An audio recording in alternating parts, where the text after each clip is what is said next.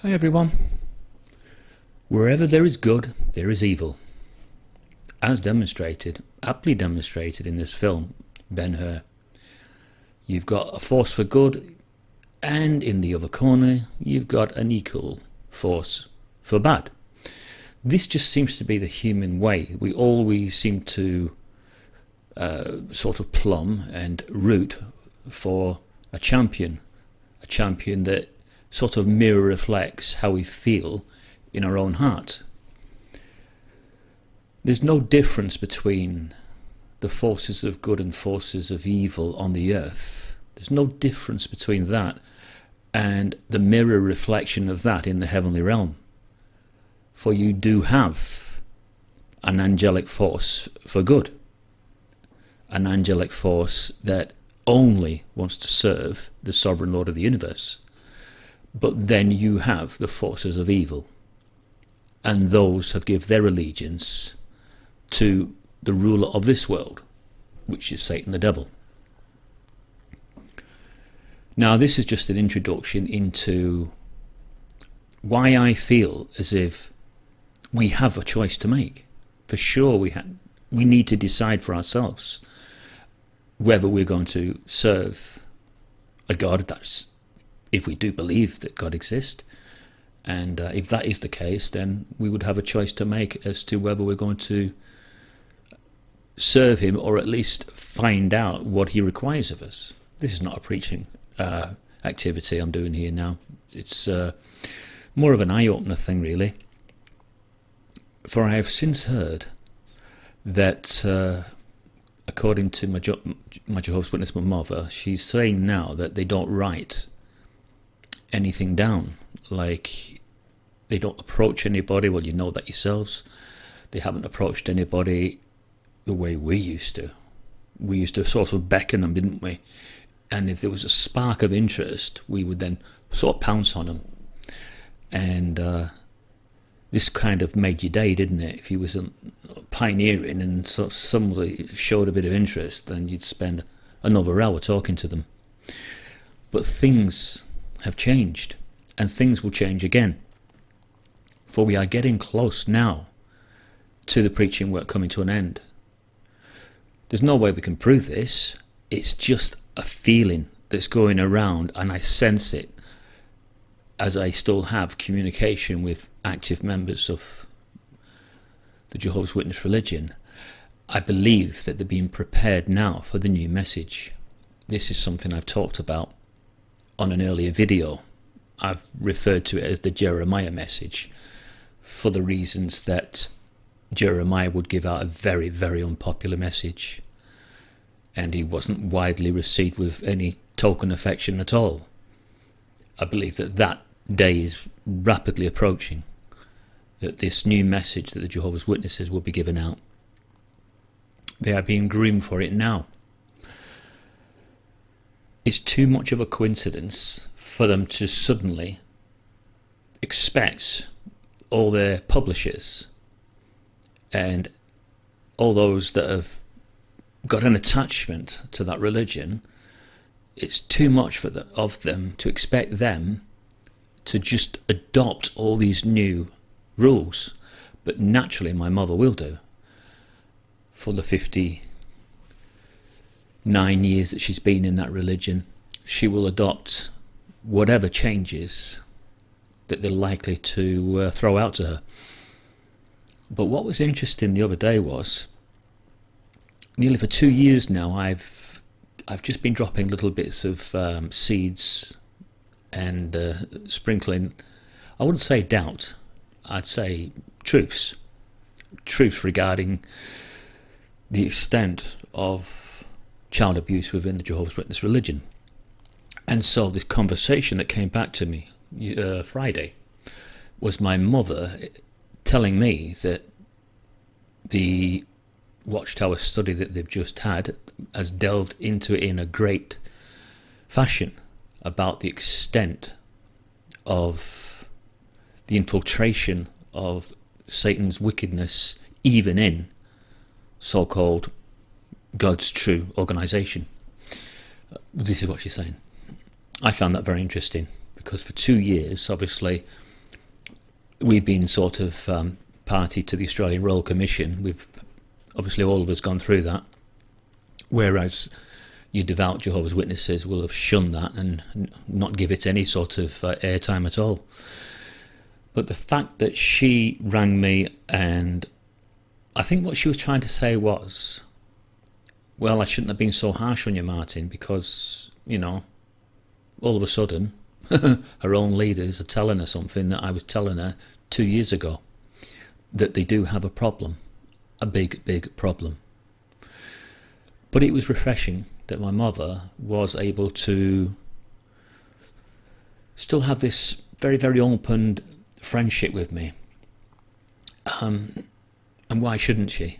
You know, I'm not exactly an evil person. I'll do anything for anybody. I'm a very helpful person in that regard. And sometimes people take advantage of me because I'm so helpful. But she's still saying to me, she's saying, look, we as an organisation, we're not going to go after anybody anymore. It's going to be, the onus is going to be on you. She didn't mean me personally, I think she just meant collectively. The onus is going to be on you. If you show interest, you'll have to do all the pushing to get to know Jehovah. It won't be easy anymore. And I've given a lot of thought to this, and this is quite interesting, because most of us, probably 99% of us, if it's left to our own devices, we won't put the effort in. That's where I am. I won't put the effort in. I've got other things that I'm doing that I'd rather be doing, that I find more interesting. But the fact that she's saying that the onus and responsibility is going to be left to the world, or those that might be looking for something in this wicked system, something different, looking for that truth, it will be up to that individual to seek out Jehovah and to seek out having a relationship with God. And the responsibility will be taken off every individual Jehovah's Witness publisher, for they have run their course and done all they can. And this is eye-opening. Never thought I'd sort of witness this, but this is right where they are right now. It almost feels as if the preaching activity will be coming to a conclusion shortly. But it all happens within this composite sign. And Jehovah's Witnesses obviously are in preparation for that composite sign right now. And we know what that composite sign is, don't we? It's not just one factor. It's a succession of occurrences that happen in a short space of time. And that will be the conclusive proof that this will be the final last days, and not the 1914 last days. You know, nation rising against nation, food shortages. The 1914 fiasco, as far as I'm concerned, okay, I might admit that something huge happened then. We know it was the World War One, and they, Jehovah's Witnesses, have sort of said that coincided with God's kingdom being set up. I can't disprove that. I've gone down the historical facts, and there's a certain argument there that throws the 1914 right out. But that's not interesting to me, because that happened so long ago. I'm more interested in when the final last days are, because for me, that's the countdown clock to the conclusion of man's earthly rule. That is where I am right now. And that's the only thing that's keeping my interest at the moment. So I just want to thank you all. I've been very busy. I've just spent nearly all weekend doing some editing on a 60th birthday party. And I have, I haven't thrown it together. I've been very meticulous, but I've got everything now. I've got pages and pages and pages. Pages and pages here. I don't know if you can see them. No. What's happened there is the simulated green screen has just vanished them. Babooshed.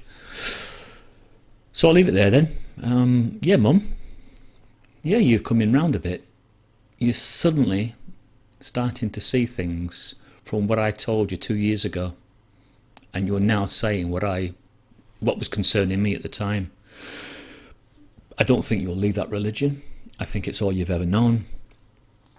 But I think that you don't think they're as perfect as that you once thought they were. That you're beginning to think that there's a few rotten apples. Well, I've got an answer to that. Like the rotten apples in the barrel.